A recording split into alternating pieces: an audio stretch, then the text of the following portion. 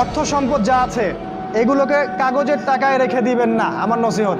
হয়তো বুঝতে পারছেন না, মাথার উপর দিয়ে যাচ্ছে কথা, কিন্তু পরে বুঝবেন। টাকা পয়সা যা আছে এগুলোকে ব্যাংকে কাগজের টাকার মধ্যে রেখে দিবেন না, কারণ কাগজের টাকা সামনে আর থাকবে না। লিখে রাখেন, কয়েক বছর পরে দেখতে পারবেন সমস্ত টাকা হয়ে যাবে ইলেকট্রনিক। খালি পাঠাবেন ইলেকট্রনিক মানি, মানে আপনি টাকা ধরতেও পারবেন না, পকেটে রাখতেও পারবেন না, খালি জানবেন আমার অ্যাকাউন্টে এত টাকা আছে। এই পুরো ব্যাংকিং সিস্টেমটা পড়ে যাবে, থাকবে না। বিশ্বাস না হলে লিখে রাখতে পারেন, এই পুরো ব্যাংকিং সিস্টেম পড়ে যাবে, কাগজের টাকা থাকবে না। কি করবেন তাহলে? আপনি আপনার সম্পদটাকে সোনায় রূপান্তর করেন, কিছু সোনা করে রাখেন, জমায় রাখেন, রূপায় কনভার্ট করেন। এগুলোর দাম কখনো কমবে না। 100 বছর পরেও সোনার দামই থাকবে। তো 10 বছর পর আপনার 10 লাখ টাকার মান 10 লাখ টাকা থাকবে না, দাম পড়ে যাবে, আপনি সম্পত্তি হারাবেন। এইভাবে তারা সারা বিশ্বকে লুট করছে, এই কাগজের টাকা দিয়ে তারা সারা বিশ্বকে লুট করছে।